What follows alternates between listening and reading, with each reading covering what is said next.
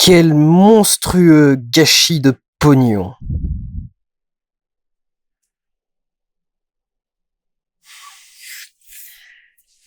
Bonjour tout le monde, il sera question dans ce vlog de Ant-Man and the Wasp, ou Ant-Man et la Guêpe. Nouveau film du Marvel Cinematic Universe, qui se concentre sur le personnage de Ant-Man, ou Scott Lang, qui cette fois-ci est rejoint par The Wasp, donc, qui est Hope Pym, me semble-t-il. Enfin, je crois que c'est Hope Van Der quelque chose, parce que elle n'a pas exactement le même nom de famille que son père, parce que je sais pas pourquoi. Un film vide. Mais quand je dis vide, c'est vide. C'est-à-dire que le scénario de ce film, c'est que Hank Pym veut essayer de retrouver sa femme perdue dans la dimension quantique. Et c'est tout. Donc c'est chiant, donc pour rendre ça intéressant, tu rajoutes des enjeux, des obstacles sur la route des personnages qui vont du coup les empêcher d'obtenir ce truc-là. Ces obstacles sortent de nulle part, n'ont aucune raison d'exister, et ne serviront jamais à rien d'autre qu'à être des obstacles. Il rajoute du coup donc pour ça une nouvelle méchante, une méchante quantique, donc qui n'est jamais, qui n'est parfois pas physiquement là, quoi. On peut passer au travers, on peut passer à travers la matière, des choses dans ce genre-là, qui n'a rien à raconter, qui n'accomplit rien d'intéressant ou de satisfaisant. Ça n'a aucun intérêt parce que même l'enjeu principal des personnages n'a aucun enjeu. Ils veulent essayer de retrouver la femme de Hank, ils la retrouvent ou ils la retrouvent pas. Enfin, de base, elle est déjà plus là, quoi. Donc, depuis 30 ou 40 ans, donc ça change rien de pas la retrouver. Et si tu la retrouves, ça t'apporte pas grand-chose au niveau du film non plus, parce que c'est quand même passé c'est très superficiel. Et sa gamine, la Hope, là, je veux bien, elle a envie de retrouver sa mère, d'accord, mais enfin, elle a quand même une trentaine d'années maintenant, donc c'est pas non plus comme si elle allait avoir une relation extraordinaire avec sa mère d'un coup, quoi. Ça, c'est pas exploité, justement, par exemple. Ça pourrait avoir ajouté un truc intéressant, quoi. Qu'elle ait eu quelque chose à se dire, qu'elle ait eu quelque chose de particulier, qu'elle soit quittée en mauvais termes, ou un truc dans ce genre-là. Et la méchante rajoute pas d'enjeu, parce que elle est pas vraiment méchante non plus. Et pas en mode Thanos, quoi. C'est-à-dire que vraiment, elle a aucun intérêt à tuer qui que ce soit et elle tue personne, je crois. J'ai un doute. J'ai un doute sur un des mecs du FBI, mais c'est malheureusement juste au moment où elle a intervenu sur le mec du FBI, j'ai baissé les yeux parce que je devais noter un truc sur mon téléphone. Et j'ai pas vu si elle lui avait juste mis un coup dans la gueule ou si elle a vraiment fait un truc plus violent que ça parce que on revoit pas le mec ensuite. Et j'ai entendu un bruit bizarre, ça avait l'air de craquer beaucoup. Mais c'est le seul et unique moment où le méchant fait quelque chose de méchant. En dehors de ça, elle met des bâtons dans leurs roues, elle essaye de récupérer ce que eux essayent de faire, mais ça s'arrête là, quoi. Elle a rien de menaçant, et si elle arrive à récupérer cette technologie, il se passera rien de mal. Tu te demandes même pourquoi est-ce qu'elle est méchante, parce que ils ont un scénario abrutissant pour t'expliquer pourquoi est-ce qu'elle leur en veut, et pourquoi est-ce qu'elle les juge comme responsables de son malheur.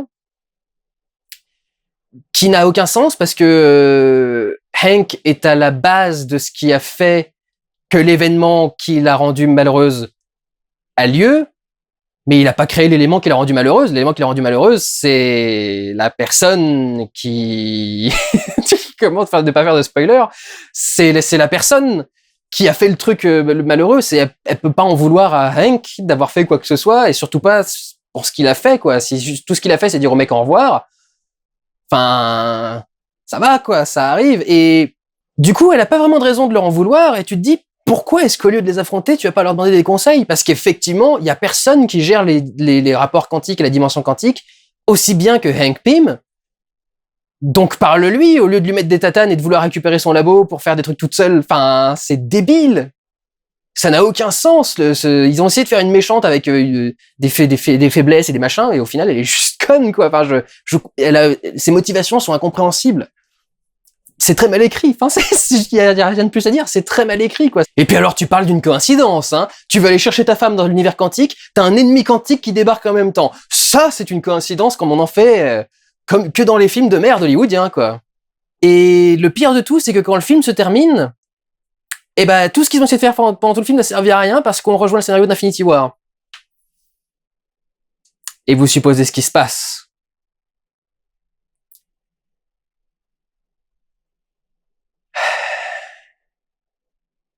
C'est littéralement du scénario MacGuffin.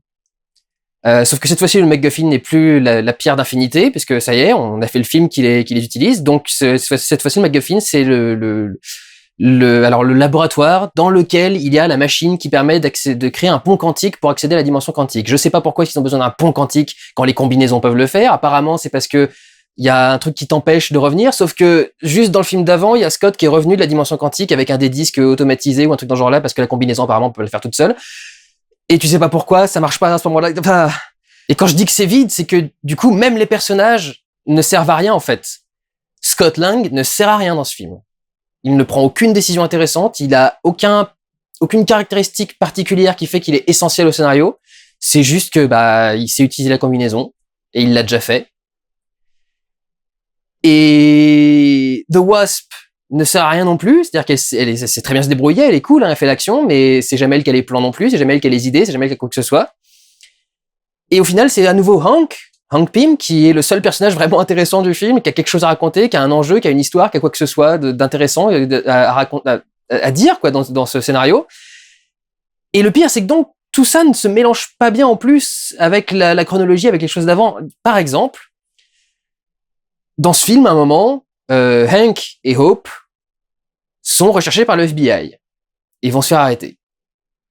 Et je suis navré, hein, je sais que j'ai aucun souvenir du premier film et ou en tout cas, ils sont très très lointains, que je l'ai pas revu et que je veux pas le revoir, etc. Mais je me souviens d'absolument aucun point qui spécifie pourquoi est-ce que Hank Pym est censé être recherché par le FBI.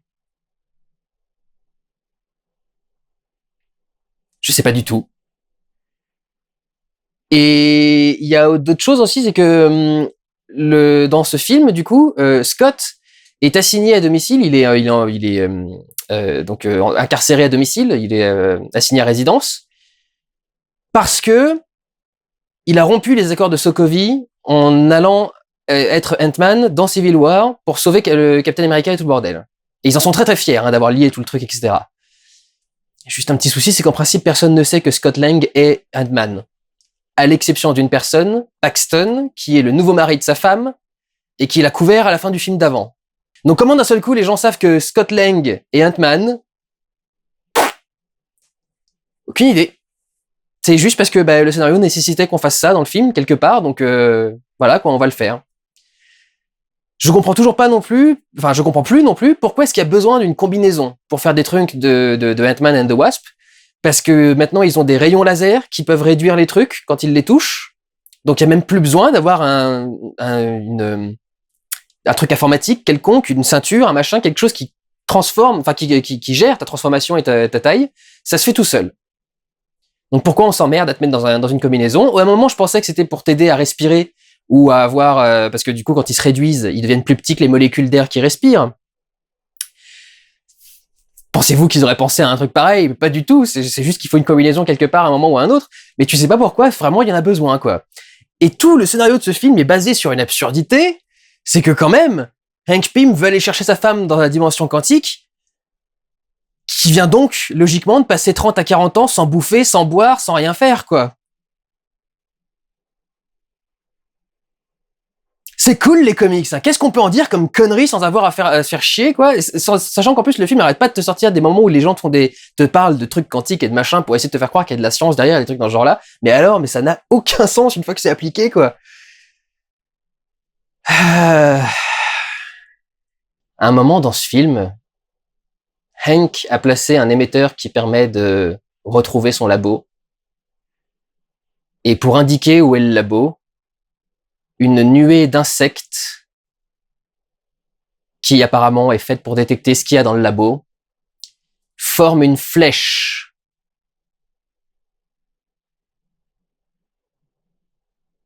Voilà un peu le problème à faire des films qui sont pas toujours dans le même univers, qui ont pas toujours la même cohérence et les mêmes trucs dans ce genre-là. Vous êtes quand même dans un univers qui est censé être réaliste. Enfin, c'est pas un cartoon, le MCU. Bien que ça ait beaucoup d'écriture qui soit proche d'un cartoon et que ce soit du Disney, mais c'est pas censé être un cartoon. Depuis quand une nuée d'insectes peut te former une flèche pour t'indiquer une direction où aller, quoi? On en est à ce niveau de débilité et de rien à foutre, quoi. On va écrire n'importe quoi du moment que ça va nous faire marrer. Et chercher à le justifier, chercher à rendre ça cohérent, rien à foutre. Et tu peux justifier ça et rendre ça cohérent tout en gardant un univers délirant, hein. Mais du coup, tu justifies ça et tu rends ça cohérent en rendant le reste de l'univers délirant. Si le reste de l'univers doit s'intégrer dans un truc réaliste, bah d'un seul coup, tu peux pas mettre un essaim d'insectes qui fait une flèche pour t'indiquer une direction. Je suis désolé, ça marche pas. C'est pas le même univers, c'est pas le même délire, c'est pas le même, enfin, ça n'a aucun sens. Et attendez, il y a mieux. Il y a encore mieux. Quand Scott s'est réduit à la taille quantique, il est revenu et apparemment il avait plus de souvenirs de ce qui s'est passé. Alors, dans le film d'avant, on n'avait pas trop l'impression, hein, mais dans le nouveau film, du coup, ils ont changé certaines scènes pour que du coup, il se passe des trucs un peu bizarres. Et le truc un peu bizarre, c'est que quand il s'est réduit à la dimension quantique, l'ex-femme, enfin, oui, la femme de Pym, parce que il n'est pas divorcé, c'est juste elle a disparu. La femme de Pym s'est connectée à Scott Lang. Parce qu'ils étaient tous les deux quantiques. Pas dans la même pièce, à ce que je sache, ni dans le même endroit. Pour que deux personnes à la taille quantique soient proches l'une de l'autre, il y a quand même tout un truc qui va pas, quoi. C'est pas comme si la dimension quantique était vraiment une dimension parallèle où tu rentres dans un autre monde. C'est juste qu'il est trop petit pour qu'on le voit, en fait. Trop petit pour qu'on arrive à le capter, à l'enregistrer, à se l'imaginer même presque. Donc si la mère de The Wasp a été réduite à la dimension quantique quand elle était en train d'essayer de désarmer un missile qui est ensuite tombé dans l'océan, je veux bien savoir comment elle a réussi à se débrouiller pour se trouver exactement à proximité quantique. Donc c'est genre même ça, c'est pas assez de proximité quantique c'est pas assez de proximité pour une proximité quantique.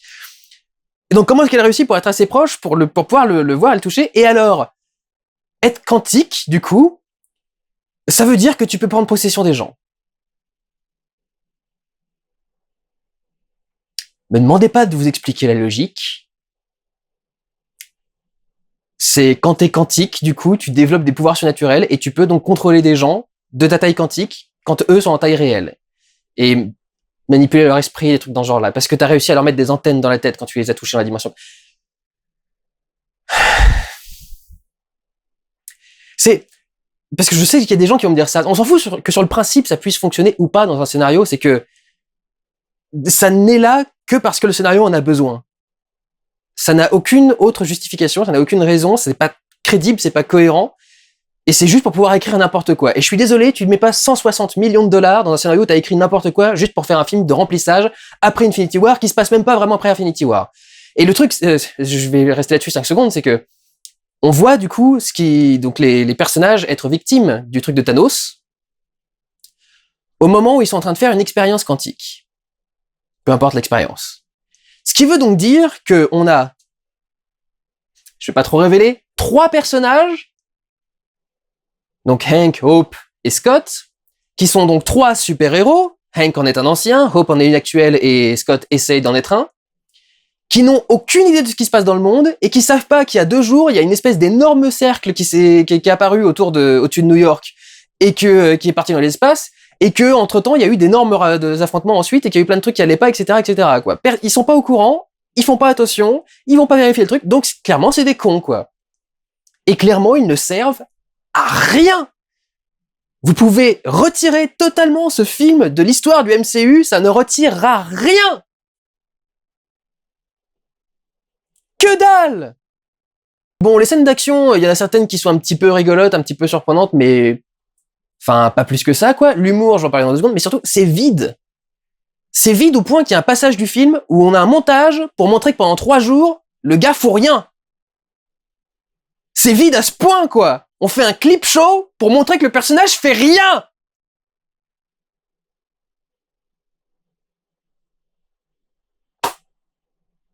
Et qu'est-ce qu'il fait en dehors de ça? De l'humour, mais alors de l'humour, mais au ras des pâquerettes, quoi. C'est genre l'humour, on est en train de parler d'un truc super sérieux. Oh, d'un seul coup, les mecs se mettent à parler d'un truc qui n'est pas du tout le sujet. Donc Scott débarque. Oh, mais franchement, vous parlez d'un truc qui n'est absolument pas le sujet. Tiens, ce truc n'est absolument pas le sujet. Et si j'en parlais pendant 3 heures? Oh, Scott, quand même, tu pourrais parler du sujet? Oui, tu as raison, parlons du sujet. Ah, c'est rigolo, hein? Mais oui, bien sûr que ça peut être drôle, mais là c'est vraiment foutu comme ça pour que dalle, quoi, pour faire un petit truc qui essaye d'être rigolo au milieu d'une histoire qui est déjà pas très intéressante. Pareil, dans la question de l'humour, c'est à un moment il y a un personnage qui quitte Scott et le personnage lui dit on se reverra, et l'autre lui fait où ça? Et donc ensuite il y a eu un quiproquo, quoi, une discussion entre les deux personnages, parce qu'il y en a un qui fait non mais c'était une expression, c'est on se reverra. Ah parce que je pensais que tu voulais qu'on se revoie à partir, tu voulais peut-être qu'on se fasse un resto ou un truc dans ce genre-là. Non non pas du tout. Tu voudrais faire un resto. Des quiproquos de ce niveau quoi. C'est ça les blagues de ce film. Il y a un moment où on est en train enfin de comprendre qu'est-ce qui se passe du côté du méchant, le fantôme ou le ghost il me semble. En plein milieu de cette explication, on interrompt pour te foutre de l'humour. Et l'humour, c'est qu'il y a le portable de Scott qui sonne avec sa fille qui appelle. Donc du coup, il se dit, si c'est ma fille qui m'appelle maintenant, ça doit être dangereux. Elle appelle et c'est pas dangereux. Et du coup, après, tout le monde est fâché et le méchant reprend son explication. Des summums d'humour. Ça vaut 160 millions de dollars d'avoir des blagues pareilles dans son film. Le personnage de Louis, pareil, qui est déjà dans le premier film, était pas très drôle. Et là, c'est encore pire, quoi. C'est vraiment... Ah si, ils ont trouvé une scène qui est drôle. Il y a une scène avec Louis qui est drôle, c'est que Louis raconte toujours les choses en disant trop et en parlant trop vite. On dirait moi. Et du coup, il y a toute une séquence où il est en train de raconter ce qui s'est passé pour Scott. Et en fait, on nous illustre ça avec des scènes, mais les scènes sont jouées comme Louis les raconte.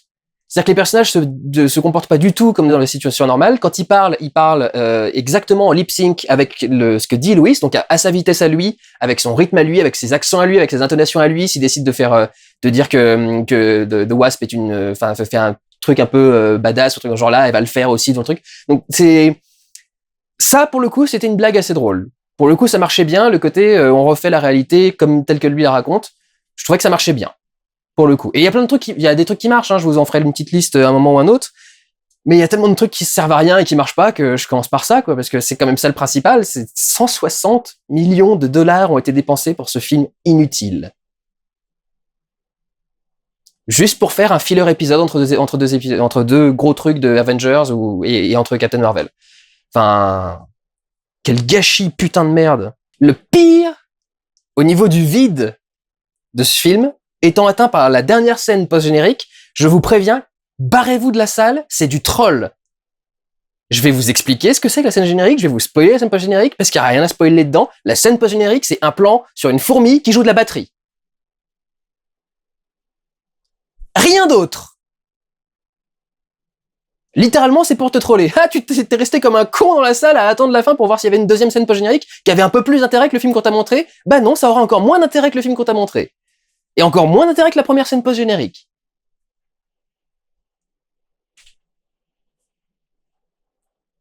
Mid-générique, parce que maintenant on peut plus dire vraiment post-générique, mais bon.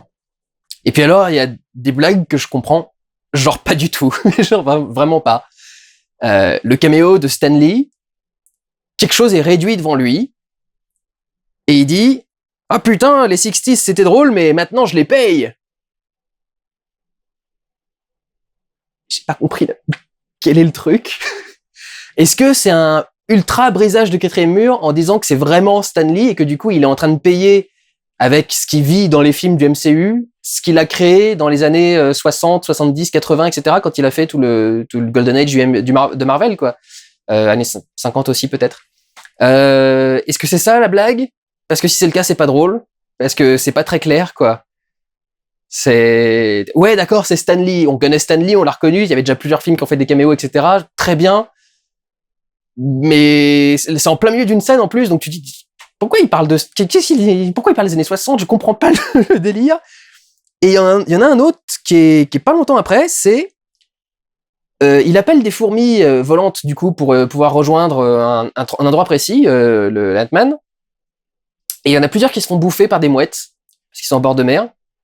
Et il finit par tomber sur une mouette et il fait ah génial, je vais t'appeler Antonio Banderas, t'es trop cool. Et encore une fois, je suis resté devant l'écran, je fais attends, je peux pas être si con que ça. Quelle est la blague dans le fait d'appeler une fourmi Antonio Banderas? Est-ce qu'il y a une allusion à un de ces films que j'ai pas compris? Est-ce que Jeff Goldblum a fait la mouche, Antonio Banderas a fait la fourmi? Je comprends pas le rapport, je vois pas le lien. Qu'est-ce que c'est que ces blagues? Bien évidemment, à tout ça se rajoute la logique de base du truc, c'est que bien évidemment, ils sont à taille réduite, mais leur poids se réduit aussi, alors que le principe, c'est quand même juste de compresser leurs molécules. Donc, tu comprends toujours pas comment est-ce que le truc peut avoir la même force en étant petit qu'en étant grand. Ça n'a pas de sens, c'est complètement débile. Vous pouvez pas faire des trucs qui s'opposent les uns les autres. Ils ont une mallette de mini-voitures. En principe, toutes ces mini-voitures qui ont toutes été réduites font chacune 1 tonne, donc la mallette à elle seule devrait faire 37 tonnes et devrait être impossible à soulever du sol. Mais c'est rigolo, vous comprenez, du coup, ça nous fait une valise à voiture miniature, et puis t'as juste à balancer la voiture miniature, et puis elle grandit, donc du coup, ça fait des véhicules, et c'est rigolo, et ça va être ouais, mais ça n'a pas de sens.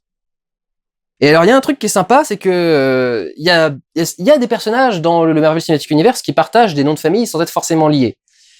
Maintenant, quand tu fais le Marvel Cinematic Universe, t'en as quand même une certaine sélection de ces personnages qui est assez réduite. Tu peux donc sélectionner ce qu'il faut en partie aux bons endroits et au bon moment. Surtout que le personnage du fantôme qui est dans le film, apparemment, il n'avait pas d'histoire totalement complète et créée dans le comics. C'était même pas censé être une fille d'ailleurs dans le comics. Donc du coup, tu peux faire des choses un peu libres. Évite du coup d'associer le fantôme à un personnage qui s'appelle Foster et qui n'a rien à voir avec la Jane Foster de Thor.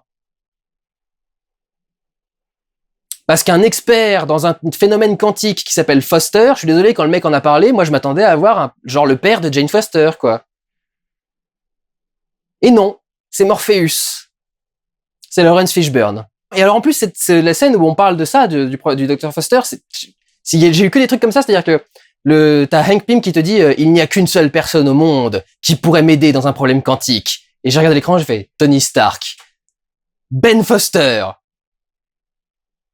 Ben Foster lié à Jane Foster, scène suivante, non plus, d'accord, très bien, tout ça est complètement con parce que t'aurais eu beaucoup d'autres façons de gérer ce truc-là et ça aurait été sans doute un peu plus intéressant, quoi. Et puis bien sûr, pour ajouter juste à la merde traditionnelle du MCU, le film commence avec une scène pré-générique. Puis alors, sérieux, niveau brutalité du démarrage, on fait pas mieux, quoi. Plan sur une maison. Je me souviens du jour où ta mère est morte, où ta mère est partie, et 2 secondes après l'apparition du plan de la maison, quoi. Donc c'est... Pourquoi vous faites un truc aussi agressif et désagréable? Pourquoi mettre des scènes avant les logos de production? Ça n'a pas de sens, mais bon, j'y suis depuis des années, c'est pas grave. Ça va quand même me faire une petite transition vers les quelques bons points du film, parce que, évidemment, avec 160 millions de dollars de budget, tu peux pas non plus avoir que de la merde. Donc on va commencer avec un excellent rajeunissement sur Monsieur Douglas et Madame Pfeiffer, qui non seulement au niveau du look, mais au niveau du rajeunissement facial qui est sans doute fait en CGI, c'est ultra bluffant. Vraiment, sur Michelle Pfeiffer en particulier, j'avais l'impression de voir des scènes qui avaient été tournées il y a 40 ans pour un film qu'on allait sortir 40 ans plus tard. Ils avaient déjà perfectionné un petit peu la technologie avec Civil War, avec le jeune Tony Stark quand il projette son passé, mais là franchement, il y a eu un degré de passé en plus, et j'ai eu du mal à voir les plans où je doutais que ce soit vraiment l'acteur à l'image et que l'acteur soit vraiment jeune, quoi. C'était bluffant dans chaque plan où ça avait lieu. Donc c'est vraiment, pour le coup, là, c'est une très très bonne qualité au niveau effets spéciaux. Et d'ailleurs, effets spéciaux en général dans le film, les effets spéciaux sont très très bons dans le film. Il y en a aucun qui a l'air vraiment un peu trop bizarre, qui a pas eu de temps pour être fini, un truc dans ce genre-là. Celui qui, à la limite, passe le moins bien, entre guillemets, c'est un plan où il tombe dans l'eau et la réaction de l'eau fait très très très très très très très légèrement CGI, mais c'est léger, quoi. Les effets spéciaux du film sont très très bons. Un truc qui est pas forcément génial, mais qui est intéressant pour une suite, ils ont ajouté des tailles transitionnelles il y a plusieurs tailles qui sont accessibles à Ant-Man. C'est pas ridiculement petit ou taille humaine ou 19 mètres de haut pour buter des Avengers dans un aéroport. Ils ont vraiment, il y a différentes tailles et il y a certaines tailles qui servent à faire certaines blagues. Genre, il y a des moments où il y a une taille enfant, par exemple. Et ça permet de faire certaines blagues à certains moments. Mais je trouve que c'est d'un niveau. Toutes les blagues, à mon sens, sont pas. J'étais censé dire du bien, donc voilà. Il y a plusieurs tailles différentes, ce qui fait que visuellement, il y a des trucs un peu différents. Il y a des scènes qui sont un peu créatives là-dessus, notamment quand ils vont à l'école, dans le placard, la petite salle dans laquelle ils vont. Il y a des trucs intéressants qui se passent à ce moment-là. Pour le coup, c'est un truc assez sympa. Autre truc assez sympa, le bâtiment, donc le labo de Hank, peut changer de taille à volonté. Du coup, on le transporte assez facilement. Alors, il devrait peser 17 000 tonnes, mais c'est pas grave, on le transporte super facilement. Acceptons, si c'est le délire. Donc du coup, c'est bien. Et ça permet de créer des visuels qui sont assez intéressants parce qu'à un moment où il réagrandit, remet à la taille normale son bâtiment en pleine forêt, Donc t'as un bâtiment qui est, enfin, typiquement un bâtiment de ville, et d'un seul coup il est en plein milieu de la forêt. C'est genre juste un bâtiment posé au milieu de la forêt. Visuellement, du coup, c'est assez rigolo à voir et c'est assez neuf. Donc c'est, pour le coup, ça c'est quelque chose qui est assez sympa à aborder à apporter dans le film. La 3D est excellente. Une des meilleures 3D que j'ai vues récemment, parce que il y en a plein qui sont assez faiblardes et assez paresseuses.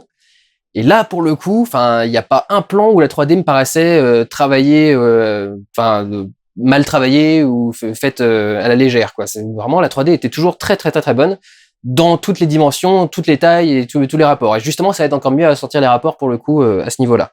Et il y a le générique de fin. Alors non, c'est pas une blague pour dire génial, il y avait le générique de fin, donc c'est le meilleur truc du film parce que le film est fini. Même si ouais, il y a un peu de ça, mais non, le générique de fin est très très cool parce que ça filme tout un tas de miniatures en fait. Ils reproduisent des scènes du film qui sont en modèle réduit, donc littéralement en maquette. Je sais pas jusqu'à quel point c'est vraiment des maquettes. Je pense que c'est un peu plutôt de la CGI qu'on fait qu'on fait passer pour des maquettes. Mais c'est vrai que ça rend plutôt bien, c'est assez joli et ça fait du coup un truc assez esthétique et qui fait un générique assez cool. J'ai juste un petit truc, c'est que je suis à peu près certain qu'il y a une mauvaise intention derrière ça, c'est que le but c'est de directement mettre devant la caméra les jouets et les produits dérivés qui sont faits par le MCU et parce que ils sont tous, il y a Hank, donc il y a Ant-Man, The Wasp, il y a Hank dans un costume spécial, il y a d'autres personnages et ils sont tous à la taille d'une reproduction et d'un modèle réduit Marvel et avec un petit peu le même rendu parce que je sais pas si vous avez vu les produits dérivés Marvel sont ultra réalistes. Enfin, il y a des statuettes qui sont vraiment assez bluffantes et c'est exactement le même genre de rendu qu'il y a dans ces miniatures là. Donc du coup voilà, le générique de fin pour le coup me proposait quelques trucs qui étaient assez intéressants. Et bien sûr, disséminé dans le film, il y a 5-6 bonnes idées qui se battent en duel pour essayer d'éveiller notre intérêt, quoi, mais ça n'a aucun intérêt. Donc voilà, comme d'habitude, le MCU, c'est vous qui voyez, hein, si pour vous ça a de l'intérêt d'aller passer 2 heures devant un film qui ne raconte rien, qui fait rien, et qui a quelques images et quelques scènes de temps en temps un petit peu cool, mais qui n'ont aucun sens, etc. Enfin, vous faites ce que vous voulez, hein. Moi, en ce qui me concerne, ce film ne mérite même pas d'exister. C'est un filler épisode, comme ce serait un filler épisode de série télé. Et comme dans les épisodes de série télé, t'en as pas envie, quoi. C'est-à-dire, si on veut parler d'épisodes et de séries, parce que c'est ce qu'essaie de faire Marvel, les filler épisodes de X-Files, par exemple, qui est une série qui fonctionne avec des épisodes centraux comme Avengers et des épisodes filler qui racontent d'autres choses qui n'ont rien à voir presque parfois avec les épisodes centraux. Au moins, ils ont toujours tous un intérêt, quoi. C'est-à-dire que tu peux avoir les personnages principaux en danger de la même façon que dans un autre épisode, et ils te racontent quelque chose, ils te font découvrir un univers, ils te font découvrir des gens particuliers, des trucs bizarres, etc. Enfin, là, vraiment, il y a rien, quoi. Scott est un personnage qui n'a rien à raconter, c'est un personnage lambda, un personnage quotidien, quoi. C'est le mec du MCU qui n'a aucune caractéristique particulière, qui est un mec lambda, et ils en font rien, quoi. C'est-à-dire que c'est même pas de raconter la vie du mec lambda, ils en font rien. Parce que c'est pas la vie d'un mec lambda d'être arrêté à domicile, assigné à domicile avec un bracelet électronique et tout le bordel, quoi. C'est pas un mec lambda, ça. Vide. Vide and the vide, le vide. Voilà. Ça n'a aucun intérêt et par pitié, n'allez pas voir un truc comme ça, quoi. Si vous voulez voir un divertissement un peu débile, mais qui aura quand même un petit peu de sens, je vous conseille 1000 fois plus d'aller voir Skyscraper que d'aller voir Ant-Man and the Wasp. Putain. D'accord, Skyscraper aussi est débile, mais lui au moins il trouve des raisons de justifier sa débilité, et au final quand tu regardes le script, ça reste quand même cohérent, quoi. C'est juste un peu exagéré et tiré par les cheveux, mais c'est pas complètement débile et sans aucun sens et incohérent avec le reste. Bref. Il n'y a pas de reste, vous me direz, dans Skyscraper. Je ne vous encourage pas du tout à aller voir ce film, ça ne sert à rien. Prenez soin de vous, allez voir des films. Ciao.